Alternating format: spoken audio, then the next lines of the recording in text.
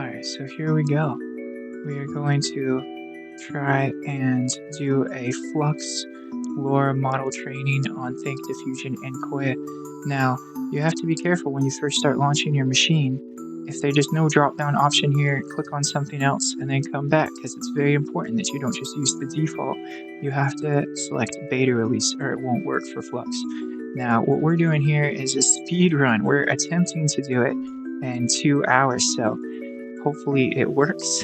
I've tried this multiple times and I keep messing up, having to restart the tutorial. So hopefully I get it right this time, because I'm trying to kind of rush through and see if we can cram it into 2 hours. But make sure you have everything ready to go when you start it. Make sure you've cropped your images. Make sure you select this, place down when your machine is ready. If you can caption your stuff ahead of time, that's even better. We can save some. I'm going to use the utility here so we can see how to use the tool in here to caption. But I've already uploaded, or have I uploaded the pictures? No, I need to upload the pictures real quick. So I'm going to make a new folder here with my trigger word mbfy. We're going to go here. We're going to load those. This is just upload. You have to click upload and then you drag them in there. And I was just trying not to use someone that's copyrighted or anything like that. And there it goes. Good, that's good to go. I think I've got my configuration file already in there. Good to go. Yes. Good. Alright. So yeah, a site that you can use is this burmy.net site. You're going to, for cropping at 1080 by 1080. All right, we're in. We're going to try and move fast.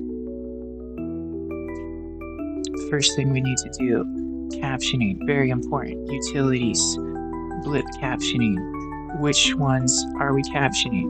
Well, we're going to do the ones we just uploaded. Copy this path here. Just click that hyperlink. Paste it there.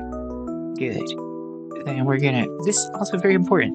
I forgot this last time I was recording this. You gotta put your trigger word there. Whatever your trigger word is, do it. And click caption images. It shouldn't take too long. And we're gonna look in here. Oh, got a bunch of temporary files. Maybe that's it being created. Let's see. I'm not sure. There's no status bar in Kohya. You just go to your logs and then click on less than a minute. And you'll see what it's doing. Okay, so it's loading it up. It's trying to work. Hopefully it will work quickly because we're trying to get it under 2 hours. So let's see here if it's got my caption files yet. Nope, still working. And you wouldn't have to do this step if you had already prepared your caption files, which is now what it's making. See, it looks like it's the same exact name as the file. And then we can click on it and see what did it write. Okay, it wrote me in a black shirt and tie. It would have been better if it had, talked about the expression a little bit more, but we're gonna run with it. Speed test. Speed test. All right, now make sure to click LoRA. Don't click Dream Booth. Don't click any of those other ones. Just LoRA. Boom. LoRA training config file. You should already have your configuration file ready. That way you're not tinkering around with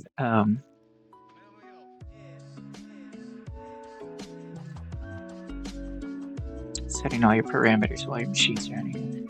But we'll go over the parameters maybe in a minute. Data set preparation. This you still need to do.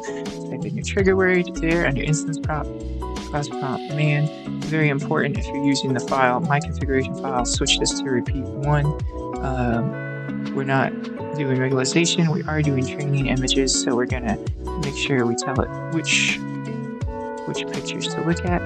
Destination folder is just going to be your output folder, and let's just double check and make sure there's nothing in there. Okay, good. If there's anything in there, that can mess you up, so make sure there's nothing in there first. Prepare training data. Boom, now it's there. That's what we want to see. Hopefully it's popping all our stuff in there. It is. That's what we want to see. All right, now I think we're ready to go. Let's do it. All right, Kohya, back over here. Logs. Now you should be finding one that's less than a minute. That's going to be your most recent one. It's starting to go. It's doing some stuff.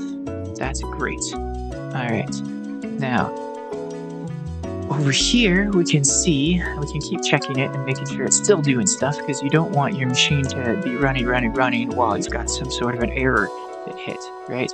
So let's go back and take a look. Now, hopefully it's all gonna work out and we can take our time looking at this. This is where we loaded the configuration file. The configuration file is very similar to just like a text file with all the parameters and then the values. So what you can do is, once you learn what this stuff is, you can change some of it, save your file just in, like, on your computer using a notepad or whatever, and then you can upload it here. So when you're uploading, you go to your folders and you upload, and then you drag it in there, and then you're ready to go. I'm not sure if I showed it because I was rushing, but in the configuration one, when I pasted it in there, I clicked on the one I wanted, I clicked on the hyperlink, and I pasted it in there, and then I clicked this blue arrow. This is just saying which model it's training on. This is saying where the images are that it's training on. Now, the ones that it's training on are those ones with all the training data, right? So that was kind of the last step we did before we ran it. The one that I said, make sure there's no other folders in there, because if there are, it'll mess it up. This is going to be the name of the LoRA that it's making. So if we come over here to output models, you'll see I've been working on a few different ones, but this is where it should show up once it starts working. And you can change this, but I'd just leave it as float, I think. This is where your model's showing up, so you could change it so that your output model's somewhere else, which maybe I should have done, because I've got a lot going in here and it's kind of hard to see. And then where your logs are going, you can change that as well if you wanted. You already saw this. This is when we were preparing our data. Now, right here, parameters. This is pretty important. This is where I'm saying, okay, how many epochs do I want to do total? How often do I want to save different versions of the LoRA, like as it's going? So after 5 epochs, it's going to save a version of it. After 10 epochs, it's going to save a version of it, etc., until I get up to 75. Batch is kind of like how many images it's eating in one bite.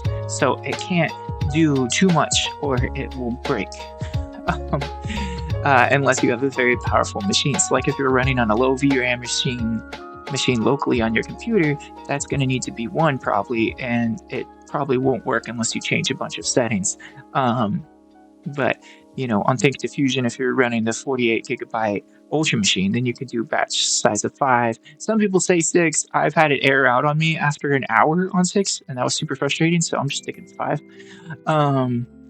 You know, learning rate is correlated with your batch size. So if you're bringing your batch size down because you have low VRAM, then you're going to bring this learning rate down as well.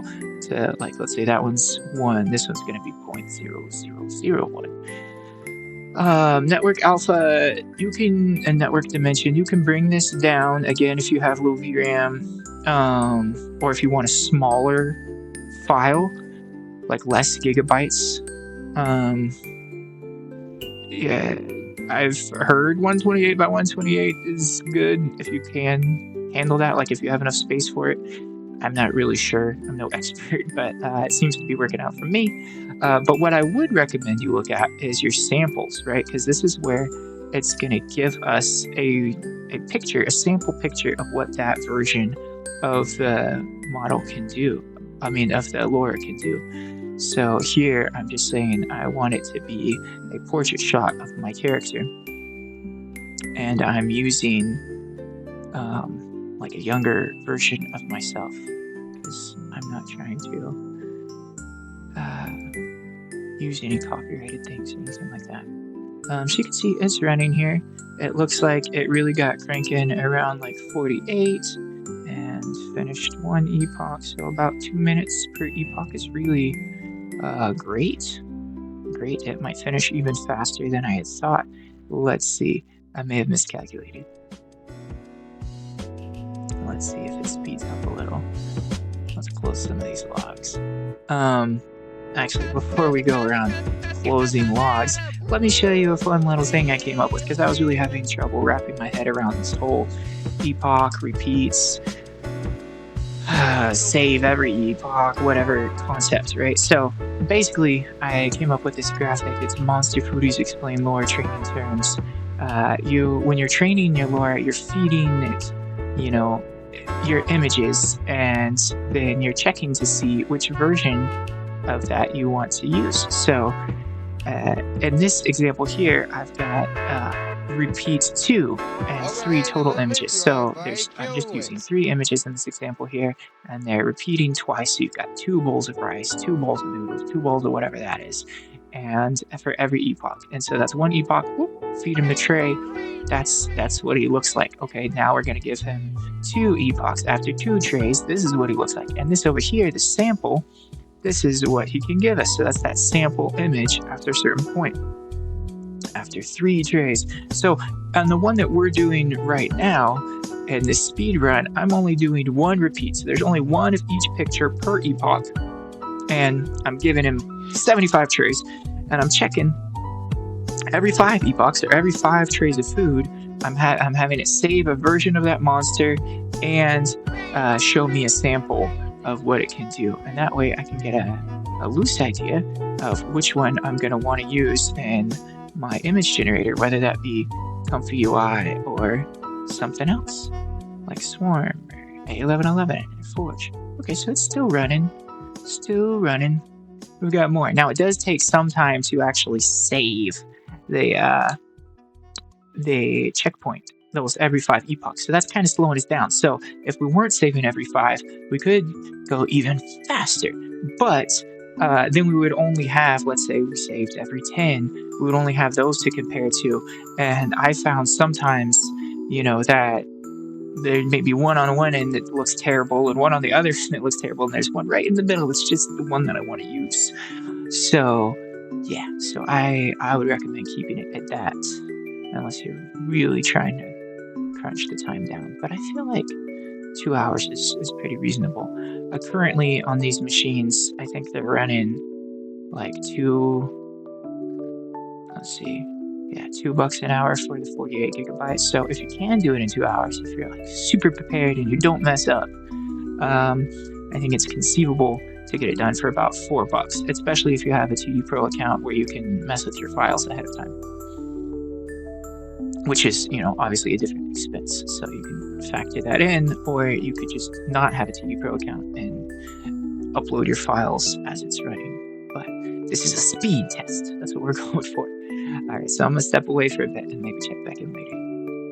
All right, so here we are at the end of all things, Mr. Frodo. And if we check this, it's almost the end. You see, it's on epoch 70 of 75. So we can hop on over here to our output model. And then up here, that would be sample if we want to see the samples. And we can see all the ones that are being made right here. These are all the different versions of it that are getting made. And, there's probably only 1 or 2 of these that we're going to want to use. But we've got all of them, and we can just delete out the ones we don't want later. So we can check and see what kind of gifts at each version is the monster giving us. And this will depend a lot on what your prompt was too, right?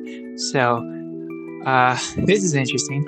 I didn't specify to make it a picture of a man. I just said, that close-up portrait shot. And as you can see, the first one here is a woman. And then as it keeps going, it's like, let's stick your head on there. Okay. And then eventually it starts to turn it into a man. And most of the training pictures, there are these headshots that were kind of like this sideways angle. So I think that's why it's doing that. So just keep that in mind. This is just a wall. So if I had to pick between these, obviously I would pick one of these probably, and then just kind of tweak it. Okay, so this is just a quick clip to show you training has ended.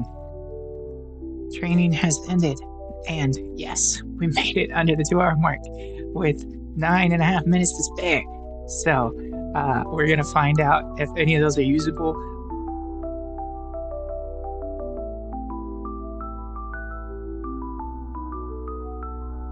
Okay, so we're back, and I've been testing the different versions of the LoRA in Comfy UI, and I've been getting all kinds of random stuff, but also some good stuff.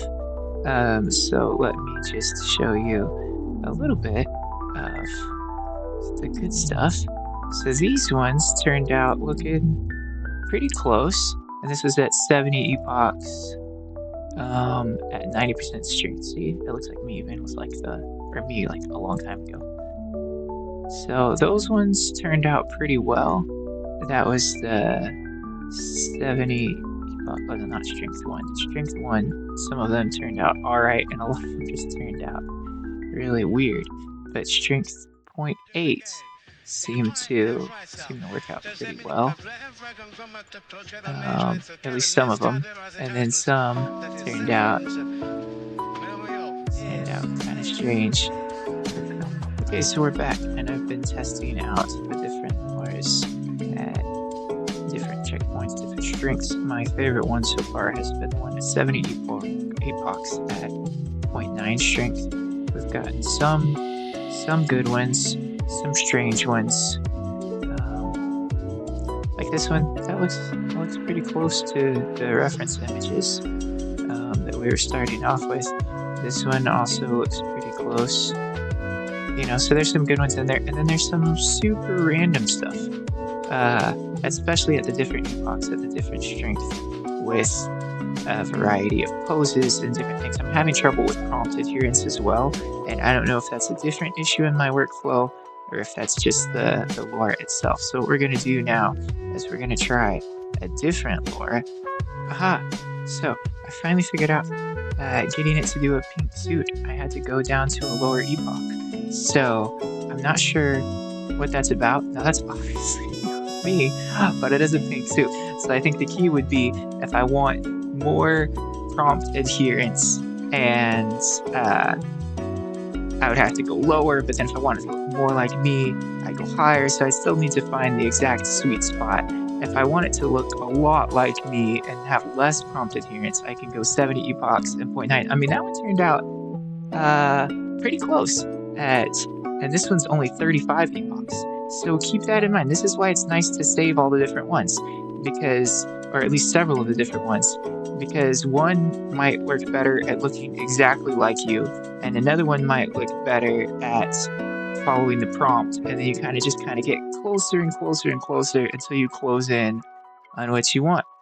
So with short hair, and now I want it to be a little bit stronger, and I'll just do one. But I think we're finally figuring this out as far as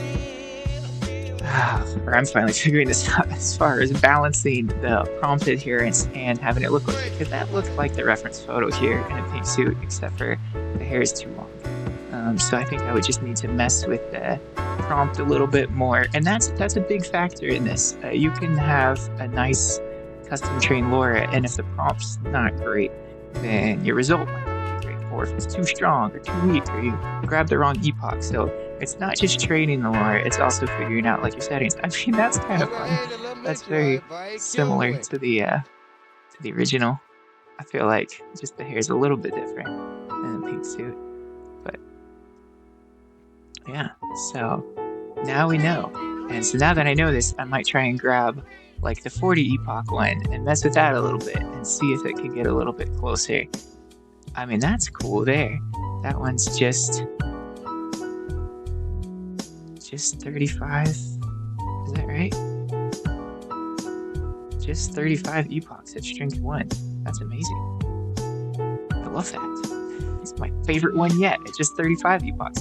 So that being said, like now that I know this, we did 75 epochs in 2 hours. I think it's possible we could train it in 1, you know? But I've already spent way too much time getting this video done, so we're gonna go ahead and put this out. But just keep that in mind, that you might be able to pull off, you know, a 35 epoch one at strength 1, especially if you're willing for it to be like slightly different from your training image. You might want to go up to 40, but just keep that in mind. It could be possible, especially if you're willing to run a bunch of generations. Okay, we got it. Epoch 40, strength 0.8, Got the prompt adherence. Looks like the reference photo. Just wanted to do one quick recap. We're doing the strength model is 0.8. That's the Epoch 40 version. There's the prompt. Guidance is 5. Scheduler's beta steps are 25. And yeah, there it is. All right. Merry Christmas to all, and to all a good night.